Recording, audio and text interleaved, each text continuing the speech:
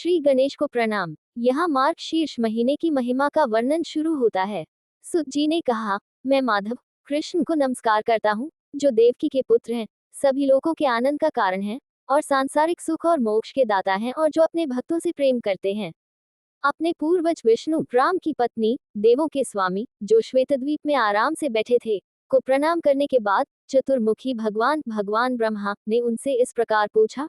ब्रह्मा ने कहा, हे ऋषिकेश, ब्रह्मांड के निर्माता, हे देवों के भगवान, जिनकी महिमा सुनना सराहनीय है, हे सर्वज्ञ भगवान, मुझे बताएं कि वर्तमान में क्या पूछा जा रहा है।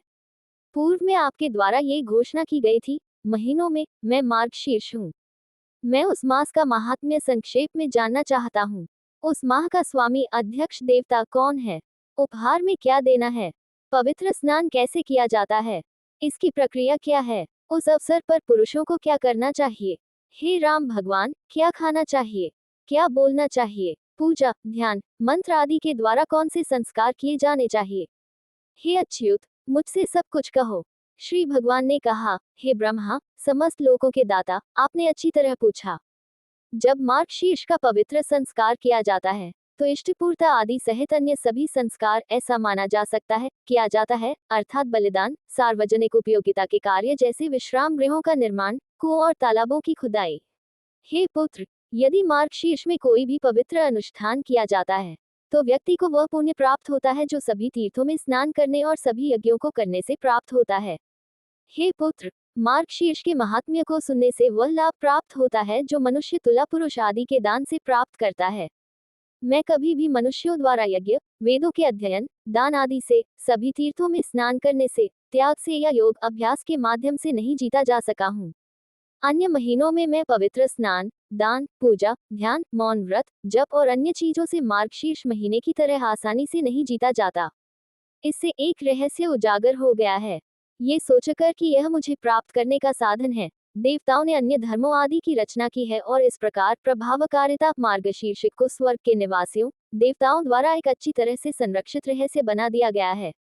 मार्गशीर्ष वह महीना है जो मुझे प्राप्त करने के लिए अनुकूल है। इसमें अवश्य ही उन पुण्य कर्म वाले लोगों द्वारा पवित्र अनुष्ठान किया जाना चाहिए जो मेरे प्रति समर्पित हैं।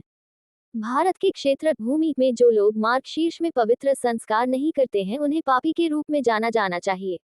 वे कलियुग से भ्रमित हैं।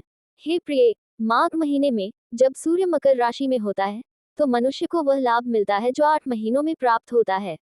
वैशाख माह में 100 गुना माघ का पुण्य प्राप्त होता है। सूर्य की तुला राशि में होने पर 1000 गुना पुण्य प्राप्त होता है। सूर्य वृश्चिक राशि में हो तो करोड़ गुना पुण्य प्राप्त होता है। इसलिए मार्गशीर्ष सभी से श्रेष्ठ है। इसलिए मैं इसे हमेशा पसंद करता हूँ। यदि कोई मनुष्य भोर को उठकर विधि के अनुसार विधिपूर्वक पवित्र स्नान करे, तो हे मेरे पुत्र, मैं उससे प्रसन्न होता हूँ और अपना प्राण भी उसे दे देता हूँ। इस संबंध में वे निम्नलिखित किस्सा उद्धृत करते हैं। हे पुत्र, सुनो। नंदा चरवाहा एक महान आत्मा थी जो पृथ्वी पर बहुत प्रसिद्ध हुई। उसकी गोकुल नामक बस्ती में हजारों ग्वाले रहते थे। हे निष्पाप, उनका मन पहले मेरे स्वरूप में आसक्त हो गया था।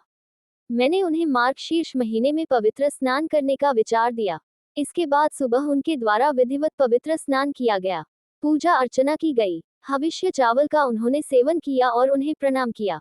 जब इस प्रक्रिया का पालन किया गया तो मैं प्रसन्न हो गया। सचमुच मैंने प्रसन्न होकर उन्हें वरदान दिया है। मेरा अपना स्वत्व उन्हें मेरे द्वारा प्रदान किया गया था।